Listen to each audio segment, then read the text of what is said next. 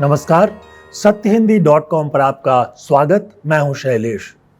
पश्चिम बंगाल विधानसभा के लिए मतदान से पहले गृह मंत्री अमित शाह ने बंगाल में डेरा डाल दिया है।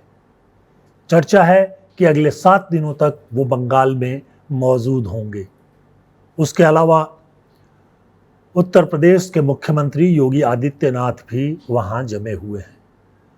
आखिर उनकी इस तरह की मौजूदगी का क्या मतलब है?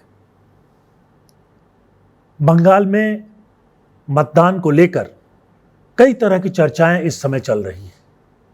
एक चर्चा ये है कि बीजेपी ने इस बार ठान लिया है कि उसे बंगाल जीतना है और इसलिए ममता बनर्जी और उनकी पार्टी टीएमसी को बीजेपी ने हर तरफ से घेर लिया है।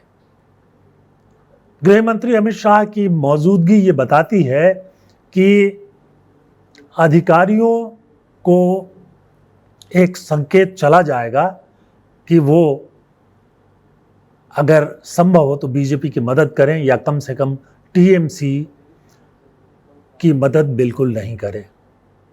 सिर्फ यही नहीं हुआ है, इस बार चुनाव की घोषणा के साथ ही बीजेपी ने बंगाल को जीतने की पूरी तैयारी की और इसमें कई महत्वपूर्ण चीज़ें इस बार हुई हैं। सबसे पहले तो वोटर लिस्ट से बड़े पैमाने पे नाम काटे गए, करीब 90 लाख नाम काट दिए गए थे। फिर काफ़ी बड़ी संख्या में नाम जो हैं वो संदेहास्पद सूची में डाल दिए गए, जिनकी पूरी जांच पड़ताल की गई और इस जांच पड़ताल में करीब 60 लाख लोगों का नाम शामिल था। अब तक जो आंकड़े उपलब्ध हैं उसके हिसाब से कोई 30-32 लाख लोग उसमें वापस लौटे हैं, बाकी नहीं लौटे। और जो नाम काटे गए हैं वो मुस्लिम बहुल क्षेत्र जो हैं, मुस्लिम आबादी वाले क्षेत्र जो हैं, उनमें ज़्यादा काटे गए हैं। और इनमें आपको पता ही है कि मुर्शिदाबाद, मालदा जैसे क्षेत्र आते हैं, जिसमें कि काफ़ी सारे नाम काटे गए हैं। इसी में दिनाजपुर भी आता है। तो ये जो मुस्लिम बहुल क्षेत्र थे वो एक तरह से टीएमसी का गढ़ माने जाते थे। टीएमसी से पहले यानी 2011 से पहले मुस्लिम मतदाता आमतौर पर सीपीएम के साथ चले गए थे और सीपीएम के कई बड़े नेताओं में मुस्लिम नेता भी शामिल थे और उसके पहले वो कांग्रेस के साथ थे। अब चूंकि वो टीएमसी के साथ हैं और बीजेपी के लिए उनको लुभा पाना बहुत मुश्किल है, इसलिए ये आशंका जाहिर की जा रही है कि मुस्लिम मतदाताओं को ज़्यादा संदेह की दृष्टि से देखा गया और उनके नाम ज़्यादा हटाए गए। बंगाल में करीब 27% मुस्लिम वोटर हैं। ये 2011 के जनगणना के आधार पे मैं बता रहा हूँ। एक चर्चा ये भी है कि अब तक संख्या उनकी 2-3% बढ़ चुकी है, यानी वो 30% हो चुके हैं। तो ये एक बड़ी संख्या है और कुछ क्षेत्रों में तो 50% से ज़्यादा मुस्लिम मतदाता हैं और इसलिए वही तय कर देते हैं। इस बार बंगाल में जो शुरुआत की गई उसका कुछ ज़्यादा शोर नहीं सुनाई दे रहा है। हुमायूं कबीर जो एक समय पर बीजेपी में थे और 2019 का लोकसभा चुनाव बीजेपी के टिकट पर लड़े, फिर उसके बाद वो टीएमसी में चले गए, विधायक बन गए और 3-4 महीने पहले उनका विवाद हुआ, बाहर हो गए, अलग पार्टी बना ली है। उसके साथ साथ उन्होंने अपने ज़िले में बाबरी मस्जिद बनाने की घोषणा की, उसका शिलान्यास भी कर दिया। उससे वो काफ़ी चर्चा में आया और एक उनका वीडियो वायरल हुआ जिसमें उन्होंने कहा कि बीजेपी ने उनको 1000 करोड़ रुपए दिए हैं चुनाव लड़ने के लिए और ये माना गया कि वो टीएमसी का वोट काटेंगे। तो एक तो ये है। उसी तरह से AIMIM भी वहाँ है लेकिन ज़्यादा जगह पर नहीं है। बहरहाल हुमायूं कबीर और उनकी पार्टी कितना वोट काट पाएगी ये कहना अभी मुश्किल है, क्योंकि उनका शोर शराबा ज़्यादा दिखाई नहीं दे रहा है। पर बीजेपी ने अपने सारे मोहरे खोल दिए हैं। एक तरफ योगी आदित्यनाथ को उतारा गया है मैदान में, जो एक मुद्दे को काफ़ी ज़ोर शोर से उठा रहे हैं, और वो है गो हत्या। बंगाल उन राज्यों में है जहां गो हत्या पर प्रतिबंध नहीं है, और वो बार बार कह रहे हैं कि बीजेपी सत्ता में आएगी तो यहाँ गो हत्या पर प्रतिबंध लगाया जाएगा। यहाँ मैं बता दूं कि बिहार, उत्तर प्रदेश जैसे बहुत सारे प्रदेश हैं जिनमें कि आज़ादी के कुछ समय के बाद से ही जो है गो हत्या को प्रतिबंधित कर दिया गया था, लेकिन बंगाल में ऐसा नहीं हुआ था। अब ये कहा जा रहा है कि ये प्रतिबंध लगाया जाएगा। तो एक तरफ से एक धार्मिक विभाजन खड़ा करने की पूरी तैयारी कर ली गई है, और उसके बाद जो बच जाता है कि मतदाताओं को कैसे अपनी तरफ लाया जाए और चुनाव को कैसे अपने नियंत्रण में रखा जाए। तो इसमें कई चीज़ें तो चुनाव की घोषणा के बाद हो गई। चुनाव आयोग ने बंगाल के पुलिस महानिदेशक को बदल दिया, वहाँ चीफ सेक्रेटरी भी बदल दिए गए, और काफ़ी बड़ी संख्या में अधिकारी बदले गए। एक तो ये हुआ। उसके बाद दूसरे राज्यों के बहुत सारे सरकारी अधिकारियों को वहाँ चुनाव अधिकारी के रूप में भेजा गया है। तो इस तरह से हर बूथ पर नियंत्रण की तैयारी बीजेपी की है।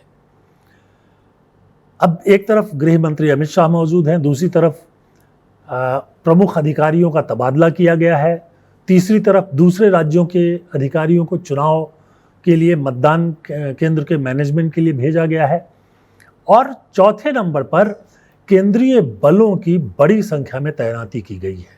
और ये तैनाती ऐसी है कि लोगों का मानना है कि इस बार स्थानीय पुलिस की कोई भूमिका नहीं होगी, केंद्रीय बल ही जो है वो चुनाव का संचालन करेंगे। तो ये कुल मिलाकर के 5-6 ऐसे तथ्य सामने आ रहे हैं जिससे लग रहा है कि बीजेपी ने अपनी पूरी तैयारी कर ली है।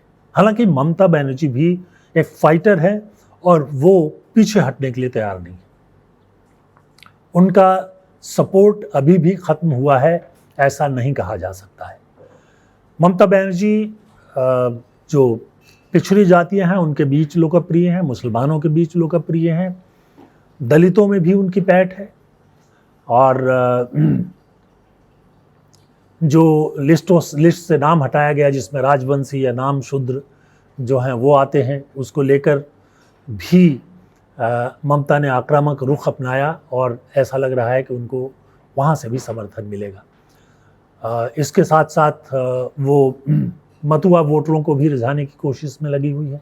लेकिन जिस तरह से नाम काटे गए हैं उससे एक संदेह तो है ही। अब एक उदाहरण देखिए कि ममता बनर्जी चुनाव लड़ रही हैं कोलकाता में भवानीपुर सीट से। इस सीट पर करीब 12,500 वोटों से पिछली बार उनकी जीत हुई थी, और करीब बताते हैं कि 40-45 हज़ार से ज़्यादा वोटरों के नाम काट दिए गए। ऐसी स्थिति में चुनाव का नतीजा क्या होगा? अब इसमें बहुत सारे नाम जो काटे गए, जो SIR के दौरान हुआ, उसमें कुछ तो ऐसे लोग हैं जिनकी मृत्यु हो चुकी है, उनका नाम उसमें बना हुआ था, वो थे। कुछ ऐसे हैं जो उस राज्य को छोड़कर दूसरे राज्यों में स्थायी रूप से चले गए हैं, कुछ इनएक्टिव हैं, कुछ लोगों का नाम डुप्लीकेट पाया गया था। लेकिन जिस तरह शोर शराबा हुआ वहाँ, उससे लगता है कि बहुत सारे ऐसे लोगों के नाम भी कटे हैं जो वहाँ मौजूद हैं, वोट डालते रहे हैं और डालना चाहते हैं, लेकिन इस बार उनके नाम नहीं हैं। इसमें जो हमने बताया कि मुस्लिम बहुल क्षेत्र हैं, मतुआ वाले इलाके भी हैं, राजवंशियों वाले इलाके भी हैं, जिनमें मतदान 23 अप्रैल को हो रहा है। तो एक तरह से बीजेपी ने पूरी तैयारी कर ली है, और कई नेताओं का वहाँ कहना है कि बीजेपी अभी नहीं तो कभी नहीं, यानी इस बार उनकी जितनी तैयारी है इसके आगे वो ज़्यादा तैयारी कर नहीं सकते। ममता बनर्जी को हराने का एक तरह से आखिरी मौका माना जा रहा है। ममता बनर्जी 3 बार चुनाव जीत चुकी हैं। 2011 में उनकी जीत का सिलसिला शुरू हुआ, और उसके बाद से उनकी सरकार लगातार बनी हुई है। थोड़ा बहुत उनकी सरकार से नाराजगी भी है। कई भ्रष्टाचार के मामले सामने आए, हालांकि उसमें ममता बनर्जी और उनके जो करीबी नेता हैं वो अभी भी उससे बचे हुए हैं। नाम आया है, कुछ मामले चल रहे हैं, लेकिन कोई ठोस सबूत अभी सामने नहीं आया है, कोई कार्रवाई बड़े पैमाने पर नहीं हुई है। इन सब के बीच पहले फेज में जो मतदान होने जा रहा है 23 अप्रैल को, वो बीजेपी के लिए बहुत महत्वपूर्ण है। इसमें कुछ क्षेत्र जो हैं वो तो मुस्लिम बहुल हैं, लेकिन उसके अलावा वो क्षेत्र हैं जहां बीजेपी को ज़्यादा समर्थन है, जैसे उत्तर बंगाल। पिछली बार भी उनको वहां ज़्यादा सीटें मिली थी और लोकसभा में भी उस इलाके से वो काफ़ी सीटें जीतते रहे हैं। तो ये एक तरह से मुकाबले का जो फैसला है उसका आधार इस पहले फेज में ही रख दिया जाएगा और 29 अप्रैल को जब दूसरा फेज होगा तब तक गृह मंत्री वहाँ जमे हुए हैं। जाहिर सी बात है कि वो ये देखना चाहते हैं कि किसी तरह का फ़ायदा तृणमूल नहीं उठा सके। मतदान कितना होता है इस पर भी बहुत कुछ निर्भर है। मतदाताओं का नाम काटे जाने के बाद राजनीतिक विश्लेषक बताते हैं कि अगर 80% तक मतदान होता है तभी तृणमूल जीतने की उम्मीद कर सकती है, लेकिन मतदान अगर 70% या उससे नीचे रह गया तो तृणमूल के सामने बड़ी कठिनाई आएगी और बीजेपी को जीत मिल सकती है। बहरहाल जो कुछ हो रहा है, जिस तरह गृह मंत्री वहाँ मौजूद हैं, केंद्रीय बलों की तैनाती की गई है, दूसरे राज्यों के चुनाव अधिकारी रखे गए हैं, वोटर लिस्ट से नाम काटा गया है, इन सब पर आपकी क्या राय है ये हमें कमेंट सेक्शन में आकर के ज़रूर बताइए। हमारा अनुरोध है कि आप हमारे जो प्रोग्राम हैं उनको लाइक करें और चैनल को सब्सक्राइब करें, बेल आइकन जो है उसको भी दबा दीजिए ताकि आपके पास हमारे कार्यक्रमों की सूचना तुरंत मिल सके। और इसके साथ साथ सत्य हिंदी के ऐप को डाउनलोड कीजिए, आप बेहतर ढंग से प्रोग्राम देख सकेंगे और सत्य हिंदी के सदस्यता अभियान में शामिल हो जाइए, ये हमारी बड़ी मदद होगी। तो आज के लिए बस इतना ही। बहुत बहुत धन्यवाद। नमस्कार।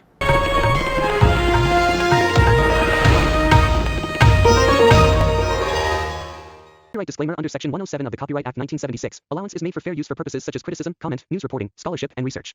Fair use is a use permitted by copyright statute that might otherwise be infringing.